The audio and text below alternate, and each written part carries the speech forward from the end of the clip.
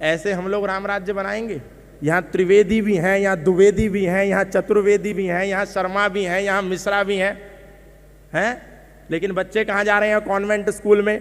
बच्चे कहाँ जा रहे हैं? ईसाई मिशनरियों के स्कूल में। तुम्हारी संस्कृति को गिराने के लिए 1835 में इंडियन एजुकेशन एक्ट बना करके तुम्हारे राम की शिक्षा को, तुम्हारे कृष्ण की शिक्षा को, तुम्हारे चरक सुश्रुत धन्वंतरी गौतम कणाद जैमिनी पाणिनि पतंजलि की शिक्षा को, आचार्य चाणक्य की शिक्षा को, महर्षि दयानंद की शिक्षा को एक इंडियन एजुकेशन एक्ट के नाम पे कानून ला करके अवैध घोषित कर दिया और तुम्हारे गुरुकुलों में बैठे हुए आचार्यों के सरों को धड़ों से अलग कर दिया। तुम्हारे नालंदा विश्वविद्यालय को तोड़ा, तुम्हारे विक्रमशिला को तोड़ा, तुम्हारे उद्यंतपुरी को तोड़ा। किस लिए तोड़ा? ताकि वो मैडम मॉन्टेसरी के कॉन्वेंट स्कूलों की स्थापना इस देश में कर सके। और कॉन्वेंट स्कूल का इतिहास पढ़ लेना। कॉन्वेंट स्कूल इसलिए खोले गए थे क्योंकि पाश्चात्य देशों में परिवार व्यवस्था नाम की कोई चीज नहीं होती थी। क्योंकि प्लेटो कहता है, जिसको यूरोप के बड़े बड़े विद्वान कहते हैं, whole European civilisation is footnote of Plato. वो प्लेटो अपनी पुस्तकों में कह रहा है कि बच्चे तो आपसी आनंद में बाधा हैं, इसलिए बच्चे हों तो उनको छोड़ दो। यदि बच्चे रहेंगे बीच में तो बहुत अच्छा। इसीलिए हम लोगों ने, हिंदुओं ने नारा भी बना दिया, ना बच्चा ना बच्ची नींद आवे अच्छी। पहले हमारा था हम दो हमारे दो, फिर हो गया हम दो और बच्चा तो एक ही अच्छा। अब है बच्चा ना बच्ची नींद आवे अच्छी। किसकी वाणी है? प्लेटो की वाणी है। और जब वो यूरोपियंस लोग, जब वो पाश्चात्य संस्कृति में मानने वाले लोग अपने बच्चों को ले जा करके रख देते थे तो उनके पठन पाठन और लालन पालन के लिए कोई व्यवस्था नहीं थी। इसीलिए अंग्रेजी व्यवस्था ने कॉन्वेंट स्कूल की स्थापना करी, जहां अनाथ बच्चे पढ़ेंगे जिनके माता पिता ने अपने बच्चों को छोड़ दिया। और यहाँ उस कुव्यवस्था को ला करके भारत में स्थापित कर दिया। और हमको लगता है कॉन्वेंट मतलब मॉडर्न, कॉन्वेंट मतलब पैरामीटर ऑफ स्टैंडर्ड। कॉन्वेंट में पढ़ेगा तो बड़ा विद्वान बन जाएगा, कॉन्वेंट में पढ़ेगा तो बड़ा मनीषी बन जाएगा। अरे कॉन्वेंट में पढ़ेगा तो अपने धर्म से विमुख हो जाएगा। इसीलिए भारत की शिक्षा व्यवस्था को तोड़ करके कॉन्वेंट की स्थापना की गई। तुम्हारे ब्रह्मचारी जो गुरुकुलों में पढ़ते थे वो वैज्ञानिक थे, वो इंजीनियर थे, वो अभियंत्रिकी थे, वो चिकित्सा पद्धति, चिकित्सा व्यवस्था में उच्चतम स्थान रखते थे। उस व्यवस्था को तोड़ करके गुलाम बनाने वाली शिक्षा कॉन्वेंट व्यवस्था को भारत में स्थापित कर दिया।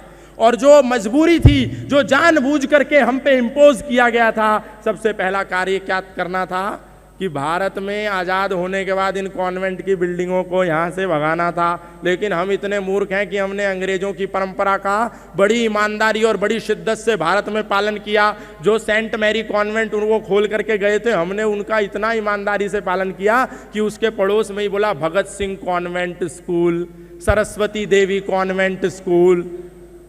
झूठ नहीं बोल रहा हूं, गूगल पे डाल करके देख लीजिए। अरे वो शिक्षा व्यवस्था तुमको तोड़ने के लिए थी और तुमने मूर्खों ने क्या किया?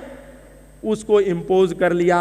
तुम्हारे देवी देवताओं का मजाक बनाया जाता है उन स्कूलों में और हम कहते हैं कोई बात नहीं, ये तो चलता रहता है, हमारा बच्चा कम से कम मॉडर्न तो बन रहा है। याद रखना, जो भी माता पिता अपने बच्चों को कॉन्वेंट में भेज रहे हैं उनको 20, 22, 25 साल का होने दो। तुम्हारे हाथों को पकड़ के तुमको घर से बाहर निकाल करके वृद्धाश्रम का रास्ता ना दिखा दे तो मेरा नाम बदल देना।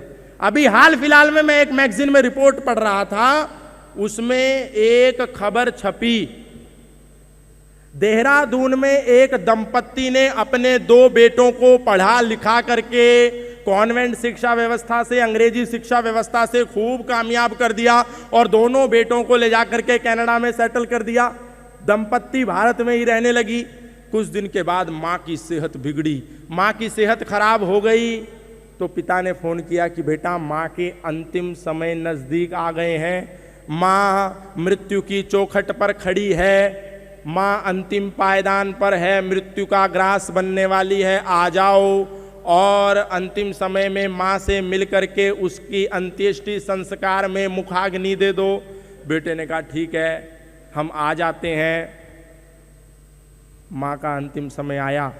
2 बेटे रहते थे कनाडा में, एक बेटा आया, माँ की लाश पड़ी हुई थी घर में, पिता ने अपने पुत्र से पूछा, क्या बात?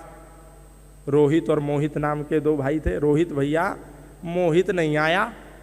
तो रोहित ने एक ऐसी बात अपने पिता से कही कि पिता ने शमशान जाकर के अपनी पत्नी का दाह संस्कार करने के बाद वापस घर लौट करके कमरा बंद करके पंखे से लटक करके फांसी लगा ली।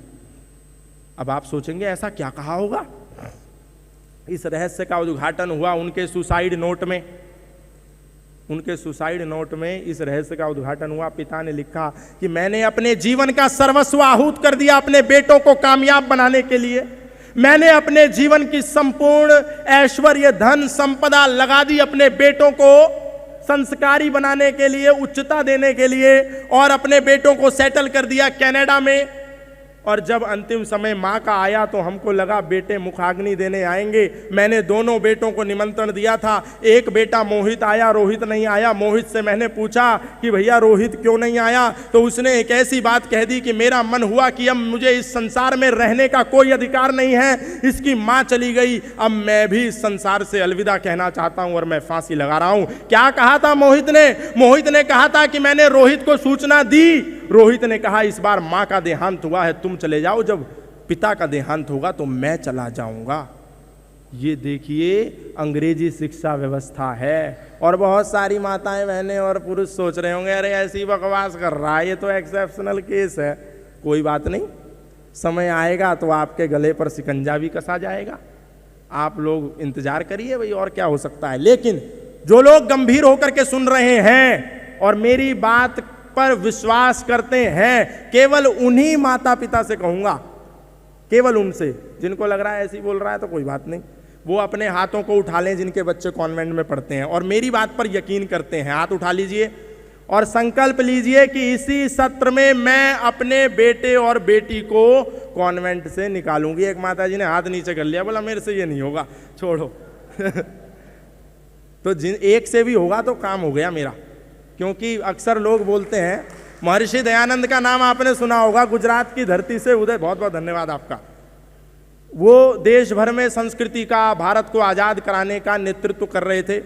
तो हजारों की सभाओं में जाकर के व्याख्यान देते थे, उद्बोधन देते थे, लोगों में राष्ट्र गौरव को जगाते थे।